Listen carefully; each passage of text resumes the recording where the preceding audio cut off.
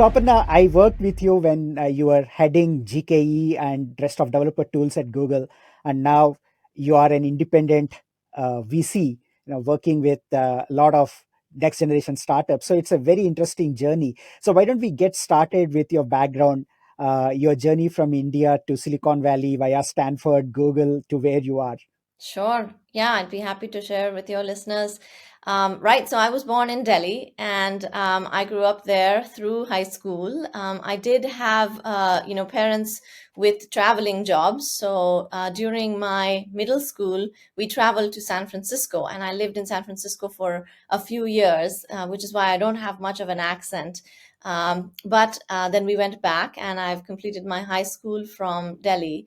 Actually not traveled much within India, really been based in Delhi the entire time, but really benefited from the Indian education system. Excellent mathematics, excellent science curriculum, especially in the high school. And then, actually, I was going to go to engineering college in Delhi as well. I was admitted and had started actually, but then my college went on strike, and one of my friends was applying to the US for colleges. And because we were on strike, I thought, okay, let me go ahead and apply as well. And as it turns out, I got a really great offer with full scholarship from a few different universities, the best of which was, of course, Stanford. It was not planned, but since it was such a good offer, my parents decided to send me here, and that the rest is history. I did my undergraduate in physics, which is what I had always wanted to do. I wanted to be a professor of physics, but being in Silicon Valley, I was bit by the industrial bug, and especially in those days, it was the dot-com era, and I started to take a computer architecture course at the time in the electrical engineering department with John Hennessy. And I was so amazed by how computers work and how everything that I had wanted to learn about physics, how it comes together in service of building something as powerful as a computer. And then I decided to switch gears, and I did my co-term or master's in electrical engineering and then also my PhD in electrical engineering. So that's my educational path. Fantastic. So how did you make it to Google?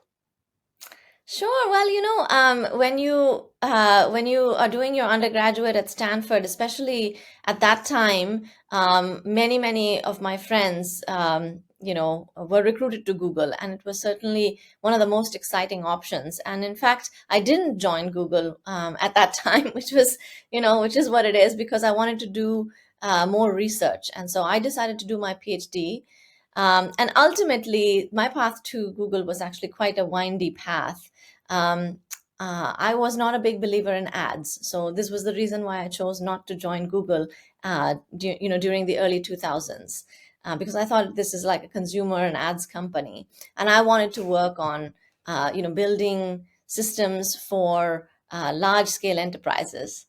This is what I thought at the time was the most important thing to do as an electrical engineer.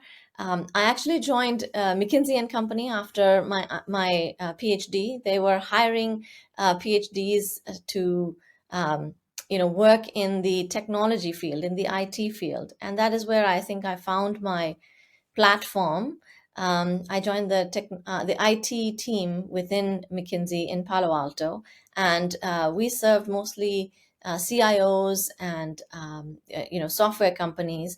At the time, software as a service was very new. Cloud computing was not even really heard of at the time, and so I co-founded the cloud computing and software as a service practices within McKinsey's Palo Alto office and did some of the knowledge work in that area to determine, what is the impact of software as a service? And then over the years, what is cloud computing? What is platform as a service and infrastructure as a service? So we came up with some of that terminology along with others in the field.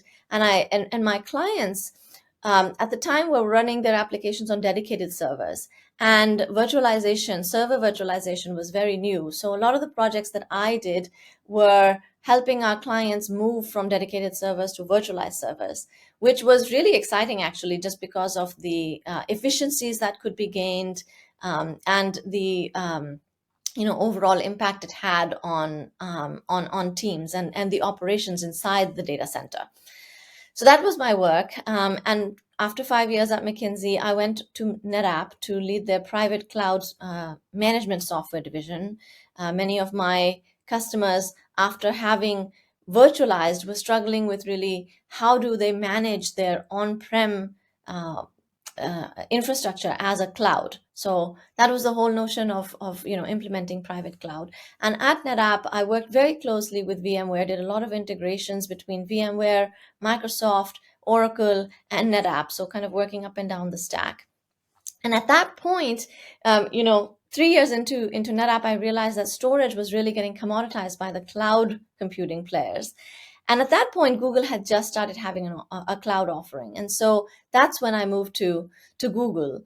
I had always, of course, had great regard for Google as a company. It's a fantastic and amazing company, but it didn't have really much of an enterprise offering, even when I joined. And that was really my expertise. So the time was right. I think I joined Google in 2013. So that's when I moved over. In fact, I remember going to a NetApp EBC and talking to my customers about buying NetApp gear, and they were actually using Google Cloud storage in Google Cloud, and so that's how it came to my attention. Oh, actually, this is probably the next generation, and it was irrefutable. The economics were so much better of using storage in the cloud than buying storage hardware, and storage hardware didn't really scale out the way that cloud storage did. So that kind of prompted me to move to Google.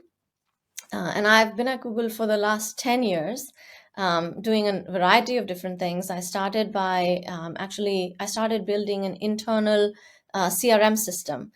So not cloud, but really kind of an internal CRM system. This is the system that runs support for Google. And so when you call Google with a problem with your Android phone or your Chromebook, this is the system that you would be encountering. And it was really exciting because as a technical person joining Google, it's like going to Disneyland, really, because there's so many new tools and technologies. And so even though we were building a CRM system back in the day, there were a number of new machine learning capabilities that we applied to the CRM system. So we did things like feedback clustering with the feedback that you send from your Android device. We did things like we built a chatbot for the support agents to help them answer calls or answer emails. We did sentiment analysis on the emails themselves, as well as on the calls. So these were not capabilities that were available outside Google at the time. So it was a very exciting journey. And then from there, I moved to the Android platform team. I had always wanted to work more on the operating system side, and we worked on the Internet of Things at Google. And then ultimately, there was this new project that was just starting. It was an open source project. There wasn't much of a team, and it was a very uncertain project. And they were looking for somebody to lead product. So, and I saw a lot of parallels. First of all, it was an operating system, but it was an operating system for the world, for the cloud, and not just for Google internally. Of course, there's a way that we do things at Google internally at the time. This was a way to take that knowledge and bring it to the enterprise. And it also had a lot of parallels between the work that I had done in server virtualization, kind of making things more efficient, and really kind of enabling that private cloud promise that had sort of not been completely fulfilled with the VMware NetApp work that I had been doing. So I really gravitated towards this. And I reached out and I met with two folks. I met with Brian Grant and Tim Hawkin, and they interviewed me. And they were like, yeah, okay, they were so stressed at the time, I remember, because they were working like 24 hours, 7 days a week. They could hardly find time to even interview me. But anyway, it worked out, and I joined Kubernetes, and it actually turned out to be a rocket ship. And we really kind of built GKE together, built the business. And and then I moved on to developer productivity and serverless containers. These were sort of the next generation. I've always liked to work a little bit ahead of the game, work on the next generation of technology. And that's also what took me to now I'm at PearVC, and I'm leading up the AI investments, along with developer tools and cloud, they're actually quite related. And I think that this is the next generation as well. So I like to be a little bit ahead of the game so that we can help shape what happens next.